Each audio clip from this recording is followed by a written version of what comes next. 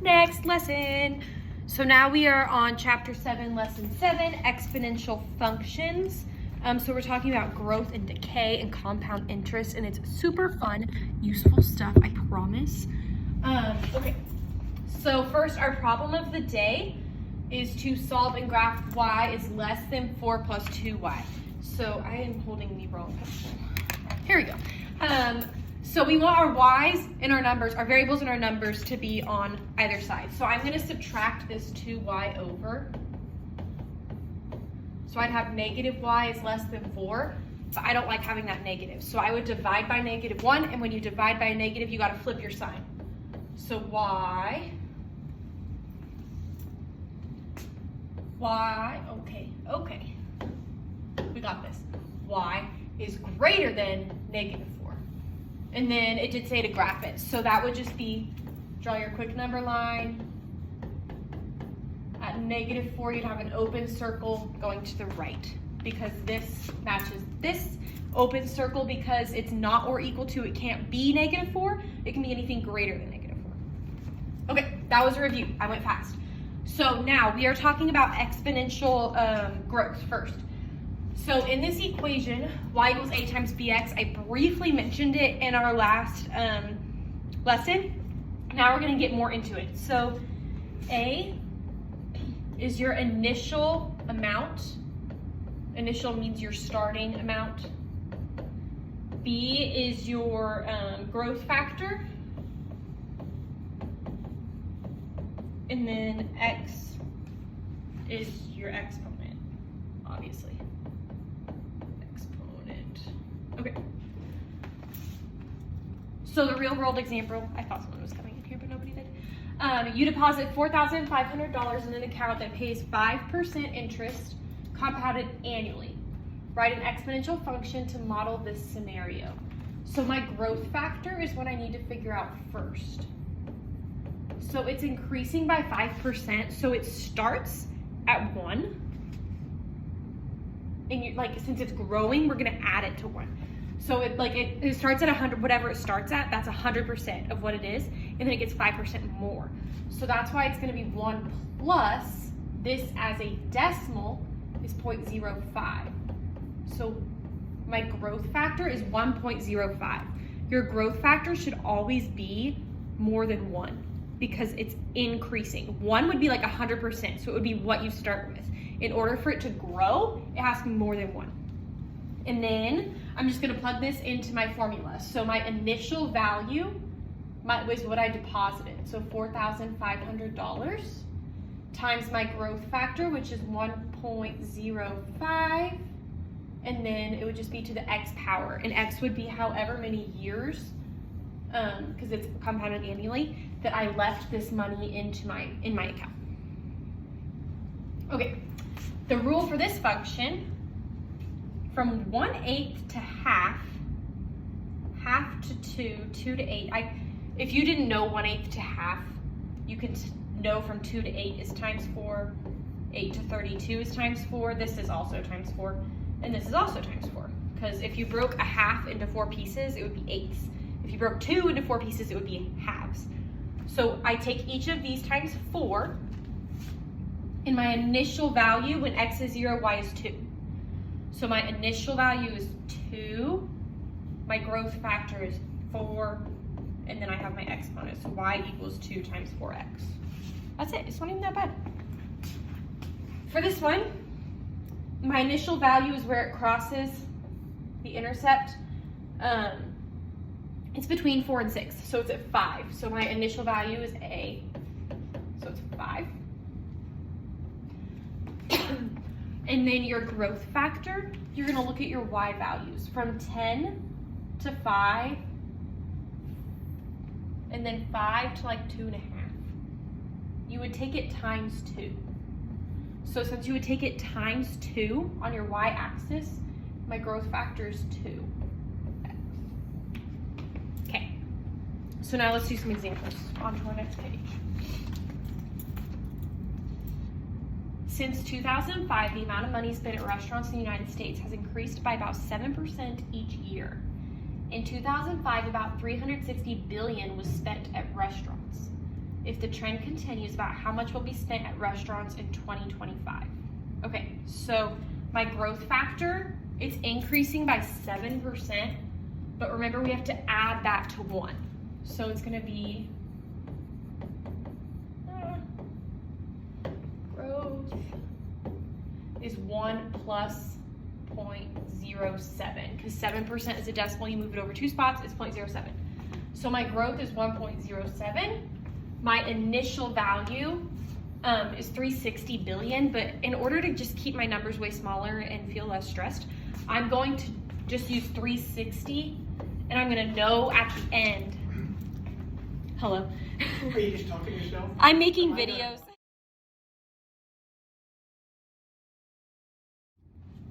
Okay, so I'm gonna use 360 times my growth factor, which is 1.07 to the x power. And then the years between 2005 and 2025 are 20. So I'm gonna plug 20 in for x. So 360 times 1.07 to the 20th power. At that point, you can basically just plug it into your calculator. Take 1.07 to the 20th times 360, and you get 1,393 billion, which could be 1.4 trillion. And I put billion because I just left that 360 as a 360. I didn't write out the billion. Next one, what is the expression that represents the equivalent monthly increase of spending in the US restaurants in 2005? So my yearly growth, I got up here, is 1.07 to the x power. If I want to figure out what that is per month, I'm going to do 1.07 12x over 12, basically, because there's 12 months in a year.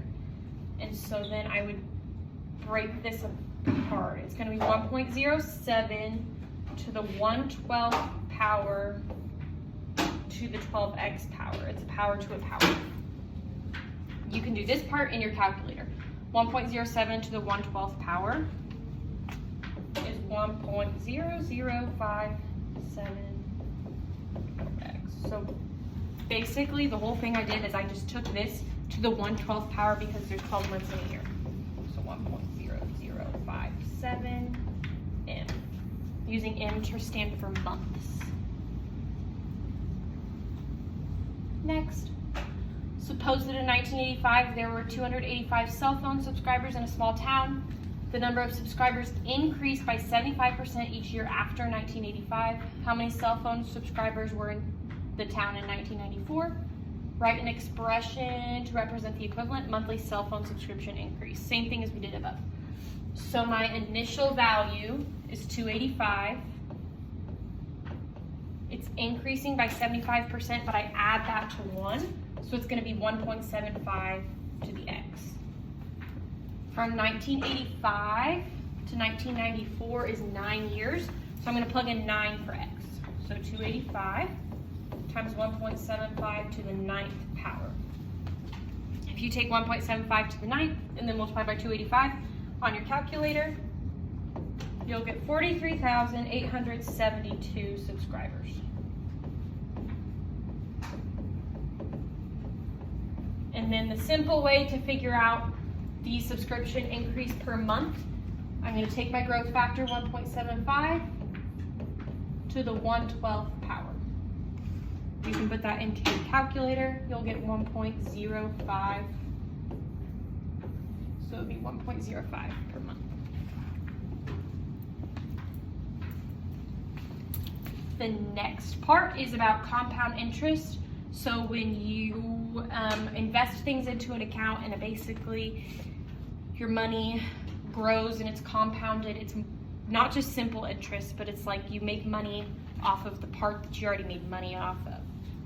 So like if you did simple interest and you would deposited $100 and you were getting 5%, you would get $105. But with compound interest, it'd be like you'd get your $105 and then next year it would go off the 105, and so you'd get even more. So compound interest gets more than simple interest. So basically, we're just using this formula and plugging in the information. So suppose that when your friend was born, your friend's parents deposited $2,000 in an account paying 4.5 interest compounded quarterly. What will the account balance be after 18 years? $2,000 is my principal. Principal is your initial amount. So in my formula it says I take my initial amount, which is 2,000, times 1 plus my annual interest rate for R. My annual interest rate as a decimal, I would move this 2 spots over. So 0.045 over the number of times the interest is compounded per year. It's compounded quarterly, so that'd be 4 times a year. So I'm gonna put it over 4. And then to the NT, number of times it's compounded is quarterly. And then we wanna know after 18 years. So here's my set up equation. And then if you take 0.045 divided by 4 plus 1 on your calculator, 1.001125 to this 4 times 18 is 72 to the 72nd power. At that point, you just take this, take it to the 72nd power, take it times 2,000. Your final answer should be 4,475 and 53 cents. Yay! Suppose the account compounded monthly. What would the account balance be after 18 years? Exact same thing, except instead of a 4 here, I'm going to use a 12 because there's 12 months in a year. So 2,000 times 1 plus 0.045 over 12 times 4 times 12. 18, sorry, I messed that up.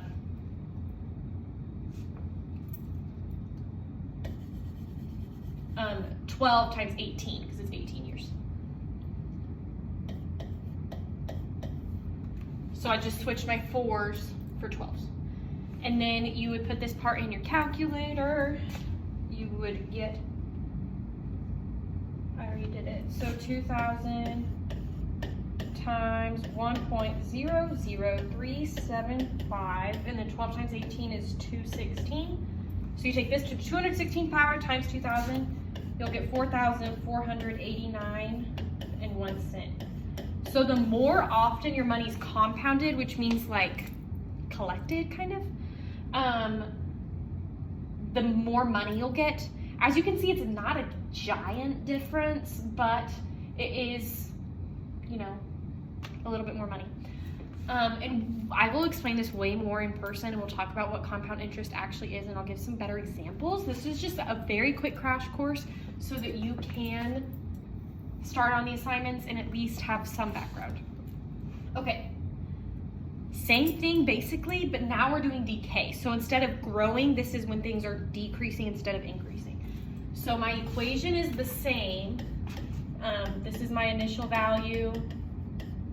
This is my decay factor instead of growth factor. And this is my exponent.